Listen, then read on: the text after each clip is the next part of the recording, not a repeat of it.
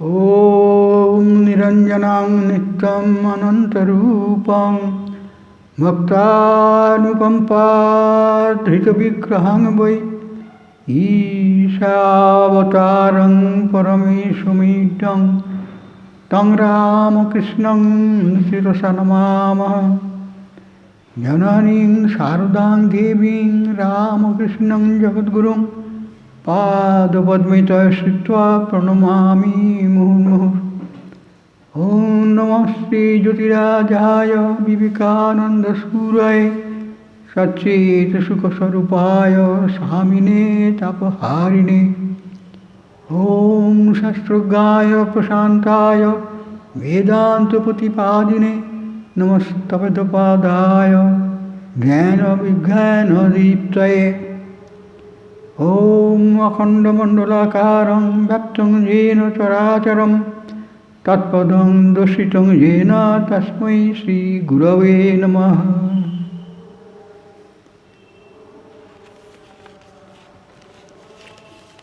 আমাদের আলোচনার বিষয় হলো ভগবদ্গীতার দিব্যবাণী।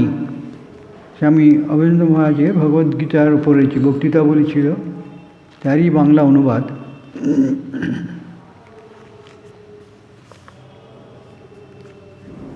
এই অনুবাদ গ্রন্থের এটা হচ্ছে 14 অধ্যায়।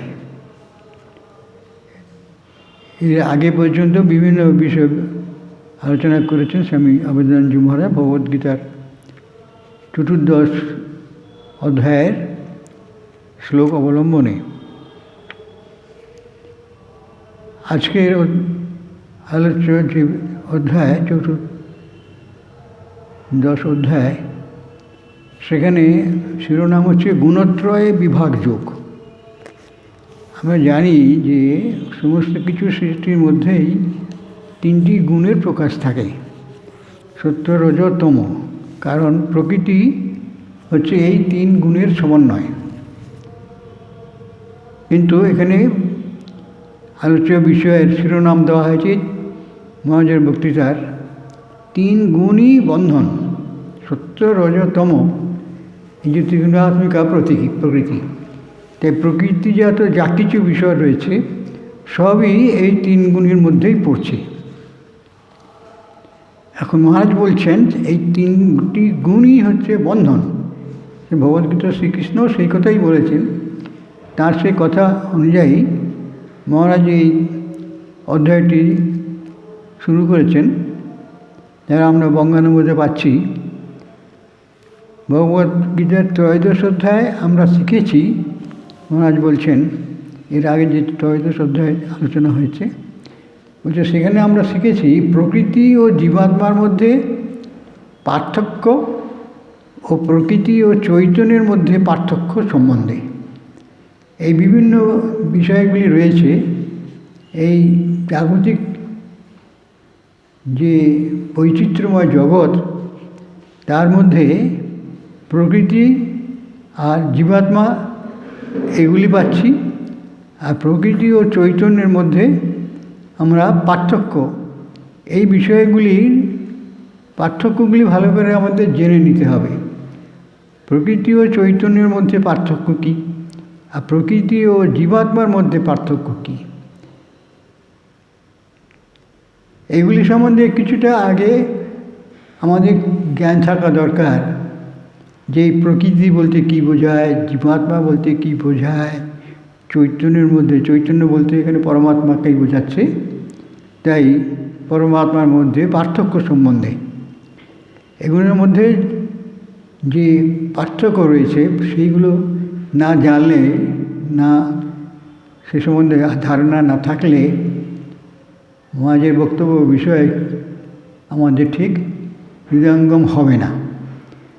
তাই আগেই তিনি সেই সম্বন্ধে বলেছেন এই 14 অধ্যায় 3 গুণই বন্ধন। ভগবদ্গীতার 13 অধ্যায় আমরা শিখেছি, মহারাজ বলছেন প্রকৃতি ও জীবাত্মার মধ্যে পার্থক্য ও প্রকৃতি ও চৈতন্যের মধ্যে পার্থক্য সম্বন্ধে।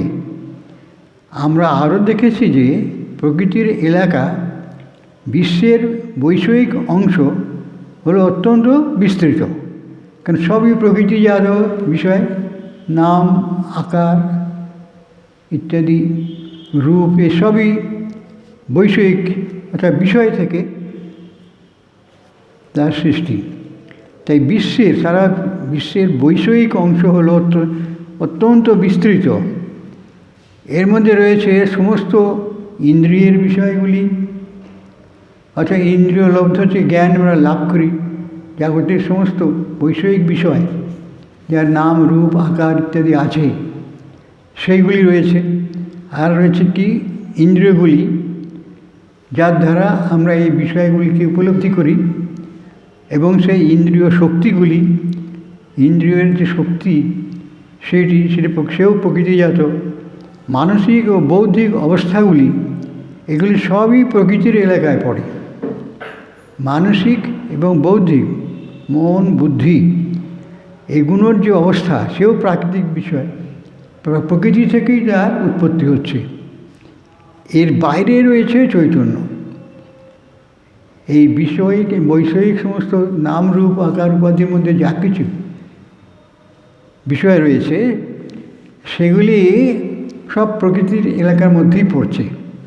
এটা হলো বিশ্বের বৈষয়িক অংশ, সে তো বিরাট বিশ্বজগতে। আর এর মধ্যে রয়েছে সমস্ত ইন্দ্রিয়ের বিষয়গুলি, ইন্দ্রিয়গুলি, ইন্দ্রিয় শক্তিগুলি, এমনকি মানসিক ও বৌদ্ধিক অবস্থাগুলি, এগুলি সবই প্রকৃতির এলাকার মধ্যে পড়ে। এর বাইরে রয়েছে চৈতন্য। অর্থাৎ চৈতন্যকে বুঝতে গেলে আমাদের আগে এই প্রাকৃতিক সমস্ত বিষয় থেকে মনকে সরিয়ে আনতে হবে, নিয়ে এসে তবে চৈতন্য সম্বন্ধে আমাদের ধারণা স্পষ্ট হবে। কারণ চৈতন্য হচ্ছে সমস্ত প্রকৃতির এলাকার বাইরে, অর্থাৎ কোনো বিষয়বস্তুর মধ্যে আমরা এই চৈতন্যকে খুঁজে পাব না, কারণ চৈতন্য থাকে প্রচ্ছন্ন অবস্থায়। তাই বলছেন এর বাইরে রয়েছে চৈতন্য পুরুষ বা পরমাত্মা, যা হলো আমাদের অন্তরস্থ ঈশ্বরীয় স্ফুলিঙ্গ। ঈশ্বরের তরফ থেকে আমাদের মধ্যে রয়েছে এইগুলি, সে হচ্ছে চৈতন্য বস্তু, মানে যা থেকে আমাদের সত্তা তৈরি হচ্ছে। তারপর আছে পুরুষ, অর্থাৎ যে পুরুষের ইচ্ছায় সর্বত্র অবস্থিত এই পুরুষ এবং প্রকৃতি, এই দুটির সংযমে হচ্ছে যা কিছু সৃষ্টি। আর তার সঙ্গে থাকে পরমাত্মা, এই পুরুষ অর্থাৎ পরমাত্মা, যা হলো আমাদের অন্তরস্থ ঈশ্বরীয় স্ফুলিঙ্গ। এই অন্তরাত্মা হচ্ছেন ঈশ্বরীয় ইচ্ছা, এইটাই ঈশ্বরের স্ফুলিঙ্গ বলছে, অর্থাৎ ঈশ্বরের প্রেরিত এইটি যে চৈতন্য, তাকে বলা হয় শাস্ত্রের ভাষায় পুরুষ। তাকে বোঝায়, পরমাত্মাকেই বোঝায়। অর্থাৎ সারা বিশ্বব্যাপী যে চৈতন্য সত্তা রয়েছে তাকে বলা হচ্ছে পরমাত্মা।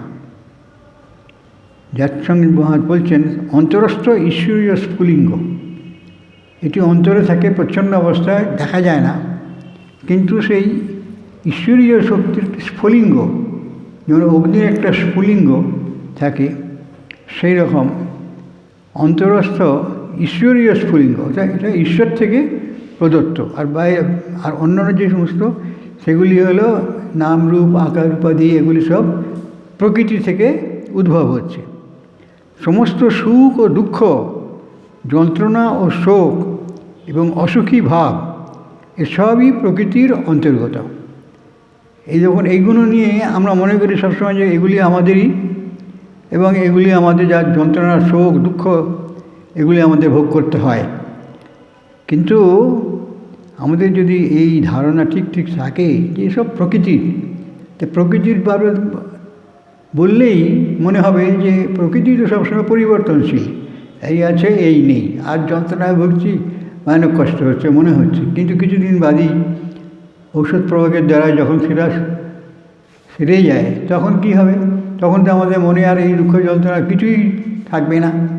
তাহলে এই দুঃখ যন্ত্রণার অস্তিত্ব ততক্ষণই যতক্ষণ এগুলি এই পার্থিব বিষয়ে, যা নাকি প্রকৃতির অন্তর্গত এবং বিবর্তনশীল, পরিবর্তনশীল এবং বিবর্তনশীল, তার পরিবর্তন হবে। সুতরাং আমরা এই সুখ এখন আছে, এও পরিবর্তন হবে। আবার এই দুঃখ যদি আমাদের এখন থাকে তাহলে সেও পরিবর্তন হয়ে যাবে। তাহলে এই যে পরিবর্তনশীল বস্তুগুলোকে আমরা যদি সত্য মনে করি তাহলে আমাদের ভোগান্তি বেশি হয়, যে আমার এই কষ্ট হচ্ছে, এ আর ছাড়বে না, ইত্যাদি ইত্যাদি। কিন্তু প্রকৃত চিকিৎসকের হাতে সেগুলি যখন নিরাময় হয়ে যায় তখন তো আমরা যে আগে যেমন ছিলাম তেমনই থাকলাম। সেই ভাবটা যদি আমাদের মনে থাকে যে এই দুঃখ বা এই কষ্ট বা এই যন্ত্রণা ইত্যাদি প্রকৃতির নিয়মে হচ্ছে, তাহলে বুঝতে হবে সেটি ক্ষণিকের জন্য, তার পরিবর্তন হবে, তার পরিবর্তনের অপেক্ষায় থাকতে হয়। তাই বলছে, কিন্তু বোধ হয় যেন প্রকৃত আত্মা বা পরমাত্মা এসব অবস্থাই অনুভব করেন। আমাদের শরীরের মধ্যে কী আছে? পঞ্চভূতের শরীর আছে, তার অন্তরস্থ আমার একটি জীবাত্মা আছে মনে করা হয়, তাকে আমরা আত্মা বলি, আর সমস্ত আত্মাকে নিয়ে একটা পরমাত্মা আছে। এই তিনটির মিশ্রণ এখানে রয়েছে। সব অবস্থাই অনুভব করেন, যেন মনে হয় আত্মা বা পরমাত্মা এসব প্রাকৃতিক অবস্থা সব অনুভব করেন, যেন বোধ হয়। অর্থাৎ যখন এই দুঃখ কষ্ট আমরা পাই তখন, বা সুখ ইত্যাদি হয়, সবই আমরা মনে করি আমার আত্মা বা পরমাত্মা তারই হচ্ছে, যেহেতু আমার মধ্যে সে পরমাত্মা রয়েছেন ঈশ্বরের স্ফুলিঙ্গ রূপে, আর জীবাত্মা তো আছেনই, মন বুদ্ধিও রয়েছে অন্তরেস্থ হয়ে। তো সুতরাং এইসব অবস্থা ও ক্রিয়ার সঙ্গে একত্ব বোধও করেন এবং তাদের দ্বারাই সীমাবদ্ধ হন। এইটি হচ্ছে আমাদের ভ্রান্তি, যে আমরা মনে করি আমাদের যে প্রকৃত স্বরূপ আত্মা, যিনি নাকি পরমাত্মারই অংশস্বরূপ, তাহলে আমাদের তো কোনো কষ্ট থাকে না, কারণ আত্মা বা পরমাত্মার কোনো যন্ত্রণা, কষ্ট, ব্যাধি ইত্যাদি হয় না। তাই আমরা ঠিকভাবে যদি আমাদের নিজেদেরকে প্রকৃত আত্মা বা পরমাত্মা, পরমাত্মা হচ্ছে প্রকৃত আত্মা, কারণ বিচ্ছিন্ন কোনো জীবাত্মা নেই, একটাই আত্মা শব্দ দ্বারা বোঝানো হয় সব, কিন্তু ভিন্ন ভিন্ন অবস্থান্তরের জন্যে তাকে বলা হচ্ছে আত্মা বা পরমাত্মা। ওই জন্য বলা হয়েছে আত্মাও যা পরমাত্মাও তাই। এসব অবস্থাই অনুভব করেন আমাদের বোধ হয়। আসল ব্যাপারটি কী বলছেন, এই জন্যে যে আমাদের যদি প্রকৃত স্বরূপটাকে আমরা যদি আলাদা করে বুঝতে পারি, তাহলে যখনই আমাদের এই জাগতিক জগতের অন্তরস্থ শরীর এবং মন বুদ্ধিতে নানা রকম আলোড়ন আসে, তখন আমরা নিজেদেরকে পৃথক করে নিতে পারি যে আমি তো আত্মার স্বরূপ, পরমাত্মাই আমার প্রকৃত স্বরূপ। তার জন্য আমাদের শরীর বা মন বুদ্ধি খারাপ হলে আমার তো কিছু হচ্ছে না, কেন আমি পরমাত্মার স্বরূপ। সুতরাং ওগুলি তো জাগতিক বিষয়, এই আছে এই নেই। এই যে বিচার, এটা যে জ্ঞানীদের বিচার, নিজেকে পরমাত্মা বলে অনুভব করা, এর জন্যেও বহু সাধকের বহুদিনের পরিশ্রমের দরকার হয়, সাধনার পরিশ্রম। কিন্তু এইটা যে বুদ্ধি মাধ্যমে এই যে অনুভূতি যে আমি পরমাত্মার স্বরূপ, এটা এক কথাই আমরা শিখে নিতে পারি। কারণ পরমাত্মায় কোনো মৃত্যু নেই, যেমন জন্ম নেই, কোনো ব্যাধি নেই, কোনো শোক তাপ নেই, সব কিছুই নেই।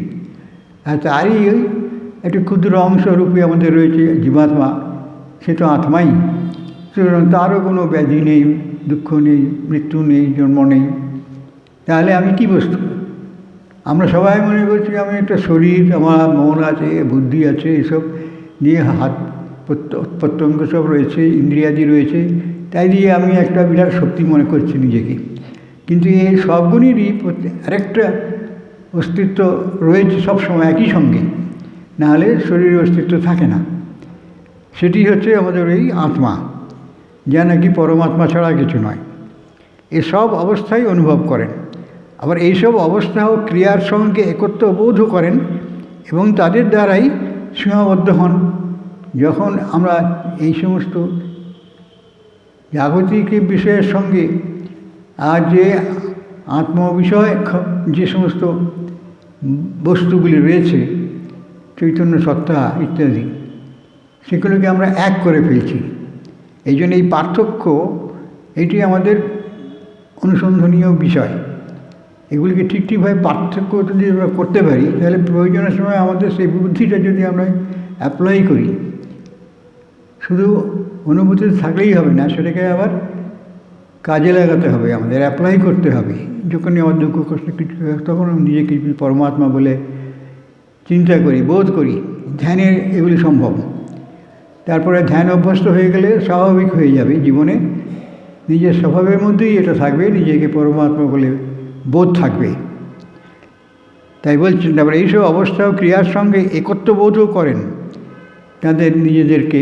নিজেদের প্রকৃত স্বরূপ তো শরীর নয়, শরীর আসতে যাচ্ছে, কিন্তু আমাদের আত্মা থাকে সূক্ষ্ম অবস্থায়, সূক্ষ্ম শরীরে থাকে, আবার শরীর গ্রহণ করে, আবার শরীর চলে গেলে তিনি আবার নূতন শরীর গ্রহণ করেন, তাদের দ্বারাই সীমাবদ্ধ হন। অর্থাৎ ওইখানে ওই পর্যন্ত আমাদের বুদ্ধির দৌড় বেশিরভাগ মানুষের। তারা মনে করে যে এই শরীর যাবে, এই শরীর যাবে ইত্যাদি মনে করতে করতে শরীর চলে যায়। আবার এইসব অবস্থা ও ক্রিয়ার সঙ্গে একত্ববোধও করেন এবং তাদের দ্বারাই সীমাবদ্ধ হয়ে যান। কিন্তু বাস্তবে এসব অবস্থায় মনের ভেতর আর মন ও চৈতন্য এক নয়। এই যাবতীয় কিছু বোধ যা কিছু হচ্ছে আমাদের মনে করি, আমাদের যতক্ষণ না আত্মজ্ঞান হচ্ছে ততক্ষণ মনে করি যে এইগুলি আমার অবস্থা, সুতরাং এর জন্য আমাকে দুঃখ পেতে হবে। কিন্তু যে মুহূর্তে আমাদের জ্ঞানের উন্মেষ ঘটবে যে আমি পরমাত্মা ছাড়া কিছু নই, শরীরে যা কিছু ফুৎকারে উড়িয়ে দেওয়া যাবে, যে এটি পরিবর্তনশীল, এখন আছে পরে থাকবে না, আগেও ছিল না, তাহলে এর জন্য আমার কেন দুঃখ কষ্ট ভোগ করব? মনের ক্রিয়া চৈতন্যের নির্দেশ অনুযায়ী প্রথমত মন ও চৈতন্য এক নয়, আর মনের ক্রিয়া চৈতন্যের নির্দেশ অনুযায়ী হচ্ছে। তাহলে চৈতন্যের প্রকৃত স্বভাবটা আমার জানা চাই, কারণ সেখানে আমার ভ্রম আছে বলে, চৈতন্য থাকলে নিজেকে চৈতন্য বলে উপলব্ধি করলে তখনই আমাদের জ্ঞান হয় যে আমি তো চৈতন্য ছাড়া কিছু নয়। তাহলে এই হাতের ব্যথা কি পায়ের যন্ত্রণা ইত্যাদি সেগুলি তো সাময়িক শারীরিক ব্যাপার, আমার প্রকৃত স্বরূপের তো কোনো পরিবর্তন নেই সেখানে। তাই বলছেন কিন্তু বাস্তবে এসব অবস্থাই মনের ভিতর। আচ্ছা, মনের ভেতর হলে কি হচ্ছে? আর মন আর চৈতন্য এক নয়, এই হচ্ছে ডিস্টিংশন। এইভাবে আমরা এই বোধটা আমাদের থাকা দরকার যে আমার মধ্যে মনও আছে, চৈতন্যও আছে। আমাদের প্রকৃত স্বরূপ চৈতন্য, যার বিনাশ নেই। তাহলে শরীরের বিনাশের সঙ্গে চৈতন্যের বিনাশ হয় না। মনের যা কিছু কার্য এগুলি সবই পরিবর্তনশীল, কারণ সেই মনও কিন্তু পার্থিব বিষয়, অর্থাৎ প্রকৃতিজাত। কাজেই মন আর চৈতন্য এক নয়, এই জ্ঞানটা থাকলে, এবং আমি চৈতন্য স্বরূপ অর্থাৎ প্রকৃত সত্তা আমার এই চৈতন্য, যা নাকি পরমাত্মারই অবিচ্ছেদ্য অংশ, এই ভাবলে বা এই চিন্তা করলে বা এই অনুভব থাকলে, এই অনুভূতি থাকলে, প্রয়োজনের সময় আমাদের মনে যদি বিচারটা থাকে, আমরা সেই বিচার করতে পারি যে আমি পরমাত্মার স্বরূপ, আমার তো বিনাশ নেই, অবিনাশী সত্য, সুতরাং আমাদের মৃত্যুর জন্য কোনো ভয় ভীতি থাকবে না, মৃত্যুর জন্য আমাদের অন্তরে কোনো কষ্ট থাকবে না ইত্যাদি। তাই বলছেন বাস্তবে এসব অবস্থায় মনের ভেতর, আর মন আর চৈতন্য এক নয়। এইটি হচ্ছে আমরা শিক্ষণীয় বিষয়, যে আমরা মনে করি মনে কষ্টটা আমার নিজের কষ্ট বলে মনে করি, কিন্তু মন তো আলাদা বস্তু, আমার নিজের স্বরূপ তো নয়, সেটি আমরা ভুলে যাই। এইটি আমাদের অজ্ঞান, ভ্রান্তি, যে আমি আমার মন নয়। যেমন মনে করবো শরীর নয়, শরীর আসতে যাচ্ছে, তেমনি মনও নয়, মন সবসময় পরিবর্তনশীল, মনে স্থায়ী কোনো অস্তিত্ব নাই। কাজেই একটা স্পন্দন স্বরূপ, মাইন্ড ইজ স্পন্দন, একটা ভাইব্রেশন, সেটি স্বামী আনন্দ বলছেন অ্যান এলিমেন্ট ইন ভাইব্রেশন, মনের ডেফিনেশন দিয়েছেন। মনটা কি? একটা এলিমেন্ট, একটা বস্তু যার পরিবর্তন আছে, যার স্পন্দন আছে, ঢেউ আছে, তরঙ্গ আছে। তরঙ্গ যেমন এক জায়গায় স্থির থাকে না, সরে সরে যাচ্ছে সবসময়, মনেরও সেই তার সঙ্গে তুলনা করা যায়। তাই বলছেন মনের ক্রিয়া চৈতন্যের নির্দেশ অনুযায়ী, মনের ক্রিয়াটা হয় কিন্তু চৈতন্যের নির্দেশনায়। যারা নিজেকে চৈতন্য স্বরূপ জানলে তাহলে কী হলো, যে আমি আমার এই দুঃখ কষ্টের জন্য দায়ী। আমি কেন ভাবছি যে আমি চৈতন্য নয়, অথচ সেই তার নির্দেশেই আমাদের এই দুঃখ কষ্ট কিন্তু সব হচ্ছে, ব্যাধি ইত্যাদি সব হচ্ছে, পরিবর্তন হচ্ছে, এইসব এমনকি মৃত্যু পর্যন্ত হচ্ছে। তাহলে আমাদের যদি এই পার্থক্য জ্ঞানটা থাকতো, যেটা ভুলবশত আমরা পার্থক্য করতে পারছি না, এই শরীরটাই আমি এরকম ভাবছি, এই মনটাই আমি এই ভাবছি, তাহলেই আমাদের এই দুঃখ কষ্ট ইত্যাদি ব্যাধির সব সৃষ্টি হয়। তাই মহারাজ বলছেন, বাস্তবে এসব অবস্থাই মনের ভেতর, আর মন ও চৈতন্য এক নয়। মনের ক্রিয়া চৈতন্যের নির্দেশ অনুযায়ী, চৈতন্যের নির্দেশ অনুযায়ী মনের কাজ হয়, কিন্তু সেখানে একটা ভ্রান্তি থাকে। মন হচ্ছে ভ্রান্তিযুক্ত, যার মধ্যে ভুল ধারণা থেকে গেছে যে আমি শরীর। তার মানে কি, সে নিজের চৈতন্য সত্তাকে জানে না। সেটা জানলে সে যদি দৃঢ়ভাবে বলতে পারে সেই সময় যে আমি তো চৈতন্য স্বরূপ, চৈতন্য সত্তা, আমার আবার ব্যাধি কী, সুতরাং তখনই দেখবেন তার ব্যাধি নিরাময় হয়ে যাচ্ছে। মনের জোরেতেই সেটা হতে পারে, কারণ মন ও চৈতন্য এক নয়। চৈতন্য সবসময় স্থির বস্তু, তাতে কোনো অস্থিরতা নাই, ব্যাধি নেই, বিনাশ নাই। তাই বলছেন পাশ্চাত্য মনোবিজ্ঞানের সঙ্গে পার্থক্য আছে, সেটা এখানে উল্লেখ করেছেন মহারাজ। পাশ্চাত্য মনোবিজ্ঞান ও দর্শনশাস্ত্রে মন ও চৈতন্য বা আত্মা শব্দগুলির প্রচণ্ড ভ্রান্তি সৃষ্টি করে থাকে। পাশ্চাত্যের লোকেরা তো ভারতীয় দর্শন জানে না, সেই জন্যে তারা সেই পথে হাঁটে না। এই আধ্যাত্মিক যে সাধনা, সেগুলি তারা জানে না। পরবর্তীকালে কিছু কিছু মানুষ স্বামীজিদের সান্নিধ্য লাভ করে ধন্য হয়েছিলেন, তারা জানতে বা উপলব্ধি করতে চেষ্টা করেছে। কিন্তু বেশিরভাগই মনোবিজ্ঞানী যারা এবং দর্শনশাস্ত্র যারা চর্চা করে, তারা মন ও চৈতন্য বা আত্মার শব্দগুলি প্রচণ্ড ভ্রান্তি সৃষ্টি করে থাকে। ওই বিষয়টাতে ঠিক ঠিক পার্থক্য জ্ঞান না থাকার ফলে যারা কোনটা মনের কাজ, কোনটা চৈতন্য নির্দেশে হয়, এসব বিষয় সম্বন্ধে তাদের কোনো জ্ঞান থাকে না। সাধারণ মানুষের ক্ষেত্রেও তাই, তাদেরও জ্ঞান থাকে না, কারণ তারা তো পার্থক্য কোনো দিন অনুভব করেনি তার প্রকৃত স্বরূপের সঙ্গে। আর এই যে বাইরের স্পন্দনের, মনের এই যে স্পন্দন, এর সম্পর্কটা যদি জানা থাকতো, জানে কি সবসময় পরিবর্তনশীল মন হচ্ছে স্পন্দনশীল যে বস্তু, তাহলে মন যতদিন থাকবে সেখানে ঢেউ, ওই তরঙ্গ এ থাকবেই। সুতরাং আমরা অনেক সময় ব্যাধি বলে মনে করি, মনের এইসব নানা রকম পরিবর্তন হয়েই চলেছে, সেখানে আমরা মনে করি এগুলি আমাদের ব্যাধি। তা নয়, কিন্তু ওইটাই মন, ওটাকেই মন বলা হয়। কিন্তু এখন অর্থাৎ মহারাজ যখন বক্তৃতা দিচ্ছেন সেই 150 বছর আগে, যে এখন পশ্চিমে মনোবিজ্ঞানী ও দার্শনিকরা মনের আত্মা থেকে এবং আত্মাকে পরমাত্মা থেকে পৃথক করবার চেষ্টা করছেন। তারা এতে ভারতীয় দর্শনের সান্নিধ্যে লাভ করে তারা পড়াশোনা কিছু করেছে, করে জানতে পারছে যে ভারতের অধ্যাত্ম বিজ্ঞানের মধ্যে এগুলি সবই আলোচিত হয়েছে এবং সেই পার্থক্যগুলো পরিষ্কারভাবে বলে দেওয়া হয়েছে। এবং সেই নিয়ে যারা ধ্যান করবে, অর্থাৎ ধ্যান মানে অভিজ্ঞতা, প্রত্যক্ষ অভিজ্ঞতা না থাকলে তার তো দরকারের সময় সে কথা মনে আসবে না। তাই প্রত্যক্ষ অভিজ্ঞতা হওয়ার জন্য সেগুলিকে অভ্যাস করে অভিজ্ঞতায় নিয়ে আসতে হয়। তাই বলছেন এখন পশ্চিমে মনোবিজ্ঞানী ও দার্শনিকরা মনকে আত্মা থেকে এবং আত্মাকে পরমাত্মা থেকে পৃথক করবার চেষ্টা করছেন। কিন্তু ভারতে এই সব পার্থক্য করা হয়েছে খ্রিস্টীয় যুগের বহু পূর্বে, অথবা বলা যেতে পারে খ্রিস্ট জন্মাবার 4-5 হাজার বছর আগে, সে বৈদিক যুগে। তো সুতরাং এখন এই যে 2021 চলছে, আরও 4-5 হাজার বছর, মানে 6-7 বছর আগে, 6-7 হাজার বছর আগে সেই পার্থক্য বরাবরই রক্ষা করা হয়েছে ভারতের এই বিজ্ঞান, অধ্যাত্ম বিজ্ঞানে।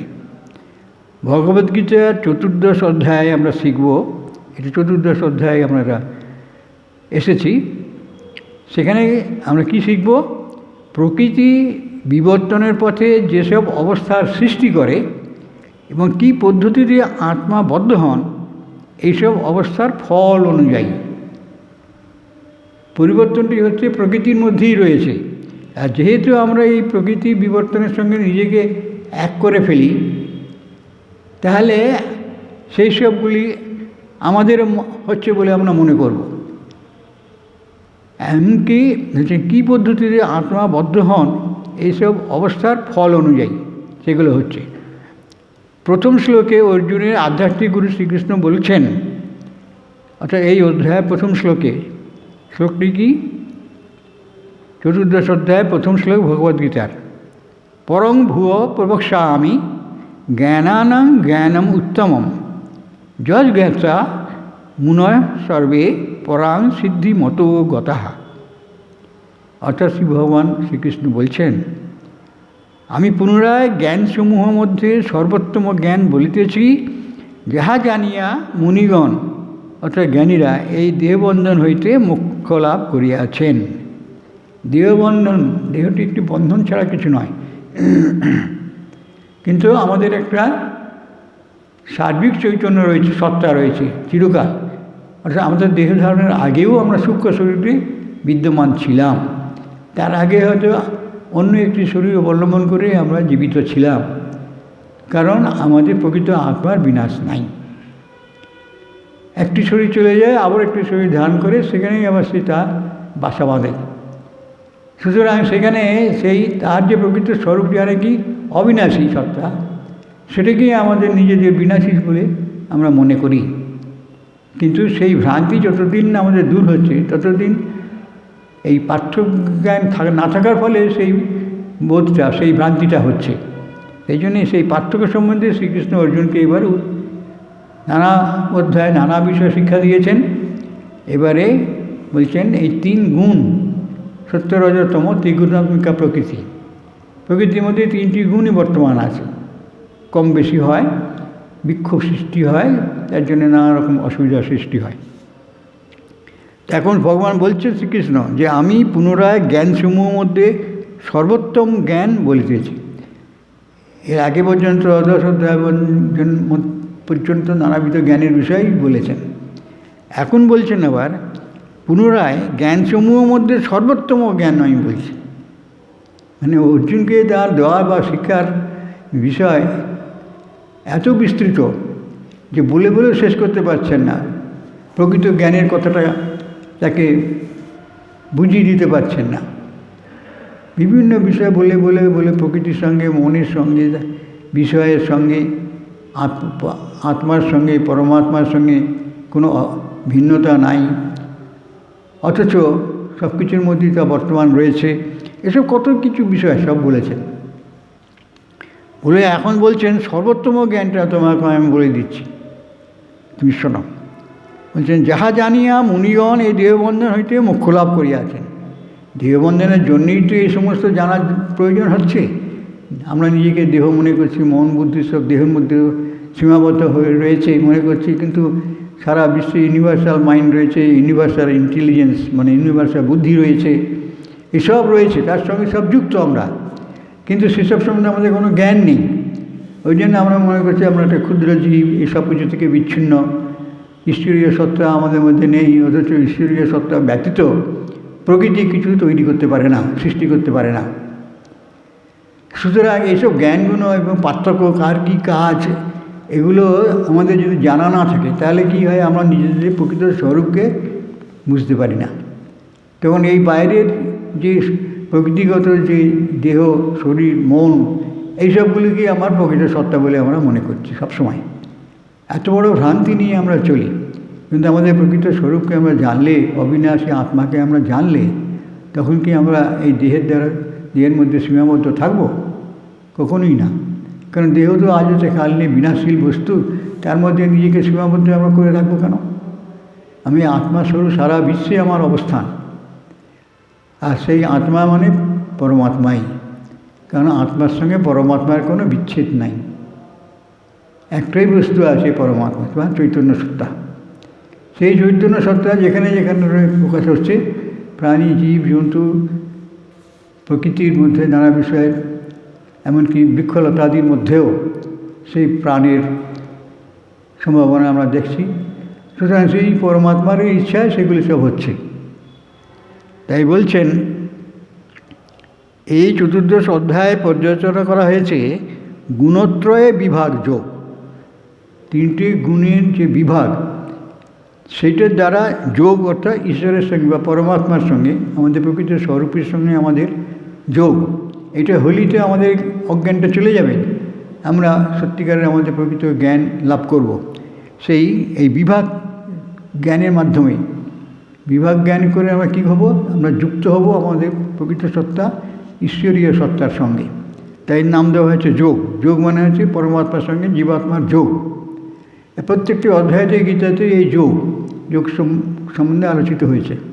তাই বলছে এর গুণত্রয় বিভাগ যোগ। গুণ তিনটি, প্রকৃতির মধ্যে তিনটি গুণেরই অবস্থান রয়েছে, সত্য রজতম, এবং সেই তিনটি গুণের দ্বারা আমরা যুক্ত হয়ে আছি ঈশ্বরীয় সত্তার সঙ্গে।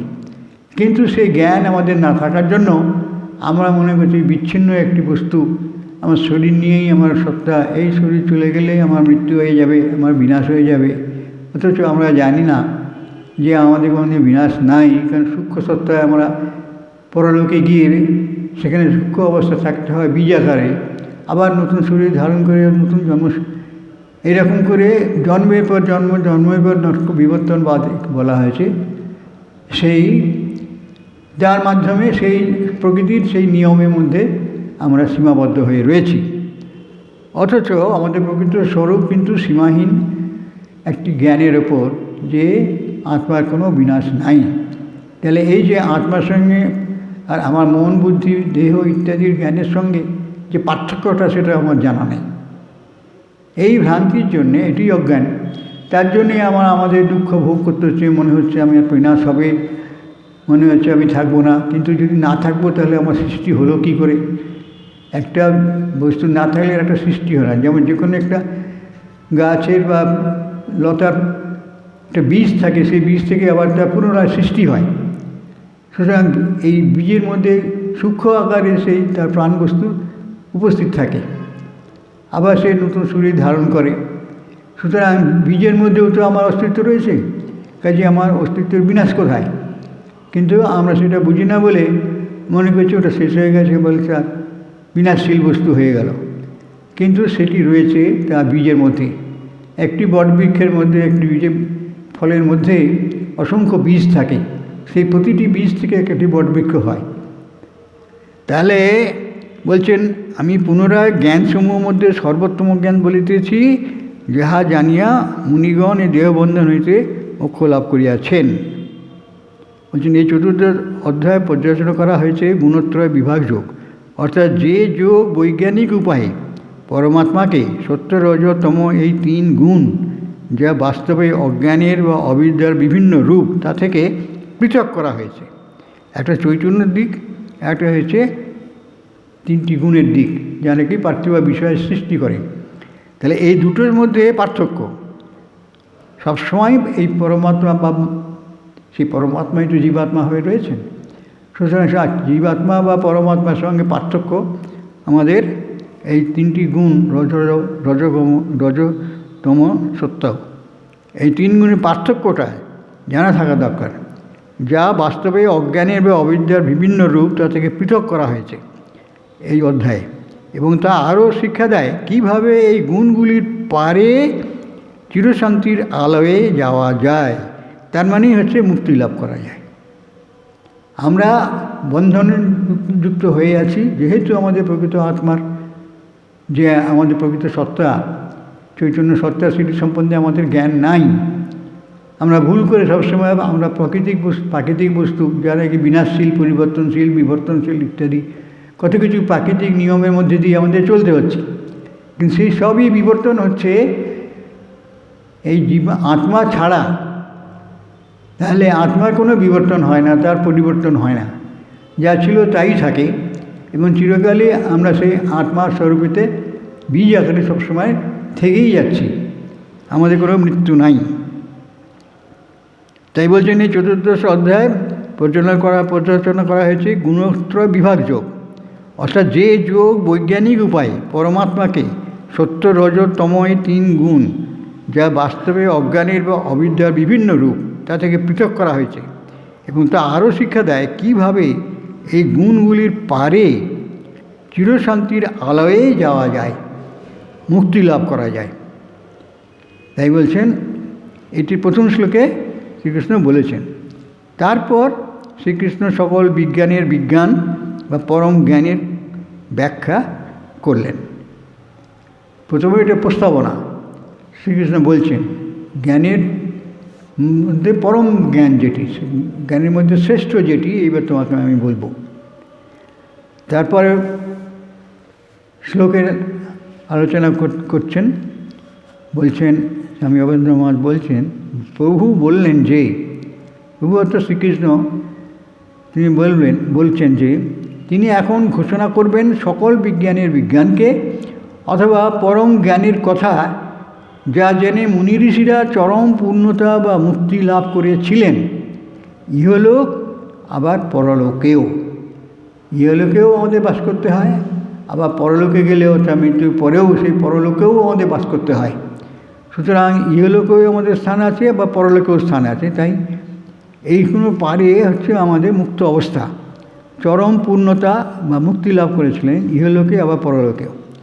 আমরা জেনেছি যে বিশ্বে যা কিছু রয়েছে সে সবেরই উৎপত্তি চৈতন্য পদার্থের সংযোগে, একেবারে বৈজ্ঞানিক ব্যাখ্যা।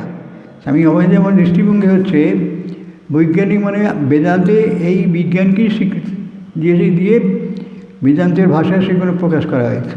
সম্পূর্ণ বৈজ্ঞানিক ব্যাপার এগুলি, সব কিছুর প্রকৃত ভিত্তি রয়েছে বিজ্ঞানের মধ্যে। তাই বলছেন মহারাজের ব্যাখ্যা বা বিশ্লেষণ কীভাবে হচ্ছে। ভগবদ্গীতার অনেক টিকা সমস্ত রয়েছে, ভাষ্য রয়েছে, কিন্তু এটা একটা সম্পূর্ণ বেদান্তের সরাসরি দৃষ্টিভঙ্গি যে এক অদ্বিতীয় চৈতন্য সত্তা সর্বদা রয়েছে আমাদের মধ্যে। এই জ্ঞান, কারণ তিনি ছিলেন মহাযোগী স্বামী অভয়দানজি মহারাজ, এবং তিনি তপস্যার দ্বারা তার প্রকৃত স্বরূপকে উপলব্ধি করেছিলেন অন্যান্য ঋষিমুনিদের মতনই। তাই এখানে তাই বলছেন যে শ্রীকৃষ্ণ বলছেন যে মহারাজ বলছেন যে বিশ্বে যা কিছু রয়েছে সে সবেরই উৎপত্তি চৈতন্য ও পদার্থের সংযোগে। আমরা একটা ভুলে যাই, চৈতন্য আর প্রকৃতির সংযোগে না হলে কোনো কিছু সৃষ্টি হয় না, কোনো কিছু আকার, কোনো কিছুর রূপ প্রকাশিত হয় না। শুধু চৈতন্য কিছু করতে পারে না, আবার তার সঙ্গে ওই পদার্থের সংযোগ, পদার্থই হচ্ছে জড়বস্তু, এটি হচ্ছে উপাদান কারণ বলা হয়েছে। এই আর প্রকৃত কারণ হচ্ছে তার আত্মার গতি। সে পুরনো জিনিসকে ত্যাগ করে আবার নতুন শরীর বা রূপ বা তার প্রকাশ হয়। তাই বলছেন প্রকৃতির মধ্যে রয়েছে সব প্রাকৃতিক শক্তি, আর এই চৈতন্য হলো জ্ঞাতা। সুতরাং এই দুটোর মধ্যে ভেদ আছে। এই পার্থক্যটা আমাদের যদি না জানা থাকে তাহলে আমরা একটাকেই মনে রাখবো, হয় চৈতন্য, যদি জ্ঞানী হই তাহলে চৈতন্যকে আমরা বুঝতে পারবো নিজের প্রকৃত স্বরূপরূপী, আর তা না হলে অজ্ঞানের মধ্যে থাকলে আমার চৈতন্য সত্তাকে ভুলে থাকবো। আমার প্রাকৃতিক সত্তা যেটি বিষয় কৃতীয় তেজ মরুদ্বয়ম সত্য, এই পঞ্চভূতির বস্তু, সেগুলি তো পরিবর্তনশীল। তাহলে আমাদের প্রকৃত জ্ঞান তখন আমরা হারিয়ে ফেলব। আর এই চৈতন্য হলো জ্ঞাতা এবং আমাদের অন্তরস্থ সচেতন সত্তা, যে প্রকৃতির সব দৃশ্যমান বিষয়গুলিকে ভোগ করছে, অর্থাৎ এই জন্যই হচ্ছে ভোক্তা তাকে বলা হয়। ও তাদের অভিজ্ঞতা লাভ করছে। আমরা যখন কিছু বিষয় জ্ঞান লাভ করি ইন্দ্রিয় মাধ্যমে, ইন্দ্রিয় শক্তির দ্বারা, তার ভোক্তা কিন্তু আমরা যাকে মনে করি আমার শরীর, মন ইত্যাদি, সেগুলি নয়। ভোক্তা হচ্ছে ওই জীবাত্মা রূপে আমাদের মধ্যে যে পরমাত্মার যে অংশ রয়েছে, সেই হলো প্রকৃতি ভোক্তা। তাই বলছেন সেই ভোক্তা তাদের ভোগ করছে ও তাদের অভিজ্ঞতা লাভ করছে। কিন্তু এই কীরকম যে জীবাত্মা জড় পদার্থের সঙ্গে একাত্মবোধ করছেন, জীবাত্মা জড়বস্তুর সঙ্গে একাত্মবোধ ভোগ করছে শরীরের মধ্যে দিয়ে, তাহলে জীবাত্মা কী করে ভোগ করছে? শঙ্করাচার্য এই বিষয়টি আগেই বুঝিয়েছেন ভ্রান্তির ওপর তাঁর ভাষ্যে। তার নাম হচ্ছে অধ্যাস ভাষ্য। একটা আছে, তার উপর আর একটা বিষয় চাপিয়ে দিয়ে আমরা মনে করছি আমরা শরীর, আমরা মনে করছি আমরা মন, আমরা মনে করছি আমরা বুদ্ধি, এইসব আমাদের প্রকৃত স্বরূপের জ্ঞান আমাদের না থাকার ফলেই হচ্ছে। কিন্তু আমরা জানি যে এখন আমরা পার্থিব পরিবেশে থেকে নিজেদের পৃথক করতে পারি না। আমরা এই শরীর ও পার্থিব পরিবেশের সঙ্গে একাত্ম হয়ে বলি আমি বলবান বা রোগা, দুর্বল বা মোটা, কালা বোবা ইত্যাদি, এগুলি সবই শরীরে অবস্থিত। তবু আমরা এইসব পরিবেশের সঙ্গে নিজেদের একাত্ম বোধ করি। এগুলো যেগুলো শরীরে অবস্থিত সেগুলো তো আমার প্রকৃত আত্মাতে নেই। সুতরাং আমাদের যদি আত্মবোধ থাকতো তাহলে আমরা ওইগুলি সম্বন্ধে সবসময় জানতাম যে এগুলি যে শরীরগত, শরীরেরই আবার বিভিন্ন রূপ বা অবস্থার মধ্যে দিয়ে যাচ্ছে। কিন্তু আমার প্রকৃত রূপ যে চৈতন্য সত্তা, তা কিন্তু অপরিবর্তনীয়। এগুলি সবই শরীরে অবস্থিত, তবুও আমরা এইসব পরিবেশের সঙ্গে নিজেদের একাত্ম বোধ করি এবং জড় পদার্থের সঙ্গে একাত্ম হয়ে বেঁচে আছি। এমনটি কেন হয়? যদি বাস্তবে আমরা সকলেই চৈতন্যময়, তবে কেন চৈতন্য রূপেই বেঁচে থাকি না? এর উত্তরে বলা যেতে পারে যে এইরূপ ঘটে থাকে আমাদের ভ্রান্ত জ্ঞানের জন্য। আমরা যে প্রকৃতপক্ষে আত্মাই, এই জ্ঞান আমাদের হচ্ছে না।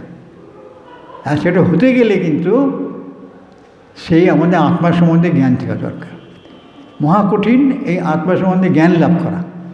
কী করে জ্ঞান লাভ করা যাবে? পার্থিব বিষয়ের সমস্ত চিন্তা থেকে নিজেকে সরিয়ে নিতে হবে, নিয়ে আমি যে প্রকৃত জ্ঞানের স্বরূপ পরমাত্মা, সেই পরমাত্মাতে আমাদের মনকে মিশিয়ে দিতে হবে। তবেই সেই পরমাত্মার জ্ঞান আমরা উপলব্ধি করতে পারি। ধ্যানে এবং সমাধিতে এই জ্ঞান লাভ হয়। মুনি ঋষিরা সেটা করতেন, তাদের দৈনন্দিন জীবনে প্রত্যেকের কাছে, প্রত্যেকের মধ্যে জন্য সেই সাধনা ছিল কম্পালসারি। কাজেই তারা সেইগুলি করে গেছেন। এখন আমাদের ওই সেই জ্ঞান না থাকার ফলে চৈতন্যের রূপেই আমরা বেঁচে থাকি না কেন?